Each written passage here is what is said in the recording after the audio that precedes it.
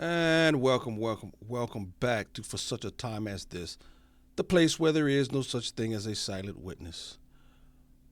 Whew. What is going on in Minnesota?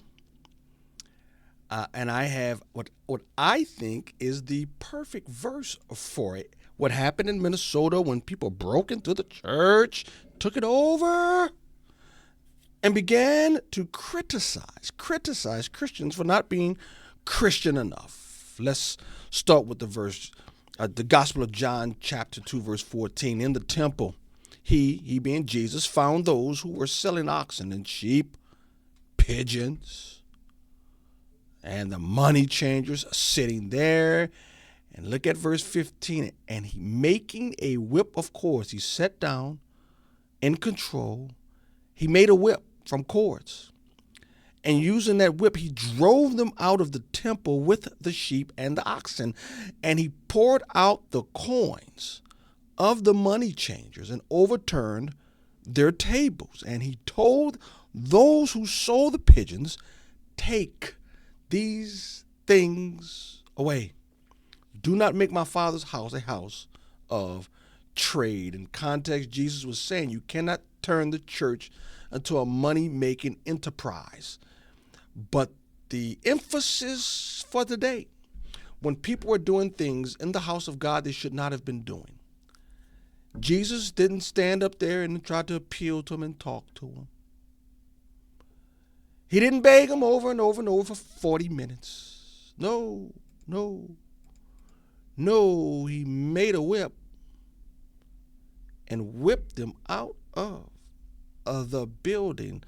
Thus, let's take it to Minnesota. I'll play a series of 3 clips and you be the judge of it.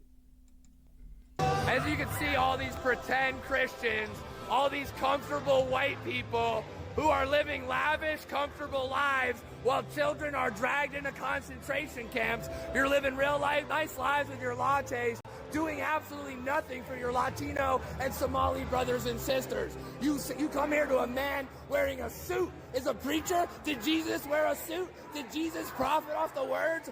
No! Jesus would dine with immigrants. Do not touch me. Touch me again and see what happens. Hey, you can't. You are a fake Christian. Why are you not standing with your Somali and Latino communities? Why do I not see you out at Whipple every day protesting this attack on humanity?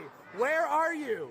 You're sinners. You're pretending to be Christians. But we know you live an easy life, don't you? A very easy life while people are starving.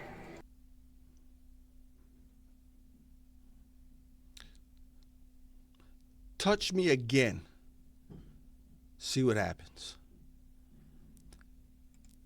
He wouldn't do that in some churches. I guarantee you, he wouldn't do that. He wouldn't do that. Keep this, when we look at the third video, I want you to keep in mind, they approached him. Someone put his hands on him, tried to redirect him so he could stop doing what he was doing. And he said, put your hands on me. See what happens. He did that in the middle of church service. That wasn't enough. The people in the building got shamed and started heading for their cars. They were driven out of their own building.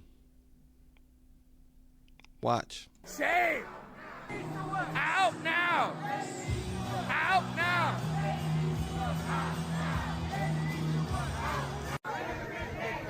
Living real comfortable while the people starve.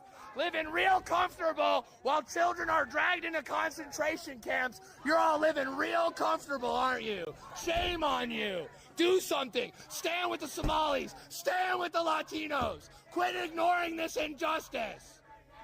He wears a suit and tie and he hangs out with Kristi Noem. How is that a Christian? You're supposed to accept all immigrants, are you not? Why are you not going down to Whipple and joining us in protest against this inhumanity?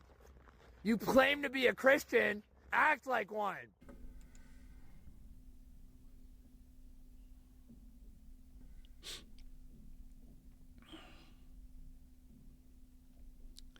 You claim to be a Christian, act like one.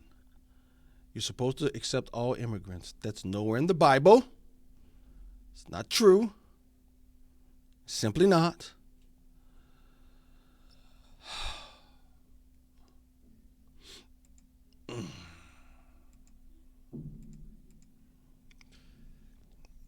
They then threatened the man, rightfully so, with charges.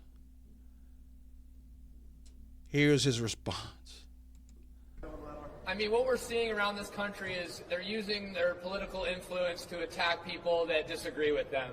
They're going to come at me with charges, and I'm not scared of that. There's no base for these charges. I did not block them from, their service. They welcomed us in. They never asked us to leave. The police never came in and removed us. So we didn't stop their service. In fact, people were still praying the entire time. The music was still playing the entire time. So, Pam Bondi, you want to come and arrest me? You want to come and give me charges? So be it. And for all the people giving me death threats, threatening my life, kill me. Go ahead, kill me. Because you know what? As Fred Hampton said, you can kill the revolutionary, but you can't kill the revolution.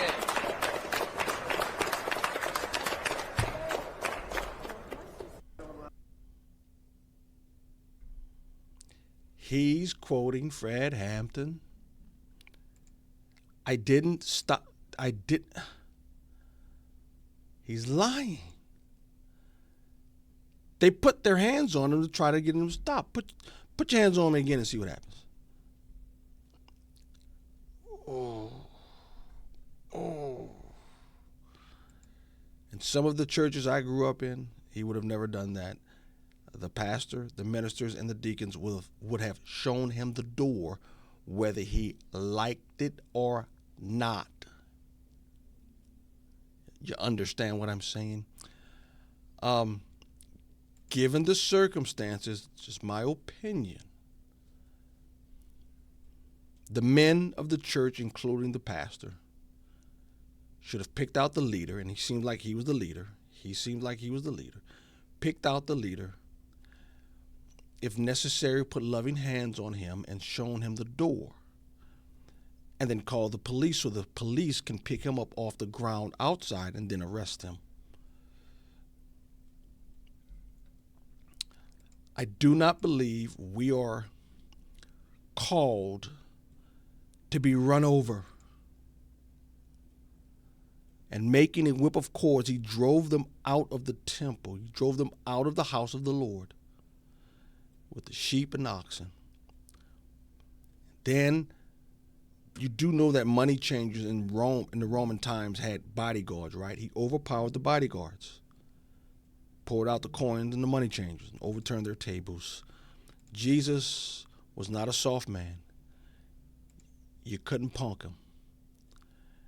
And as Jesus laid loving hands on the money changers, I think in that instant, it is perfectly appropriate to lay loving hands and show evil the door.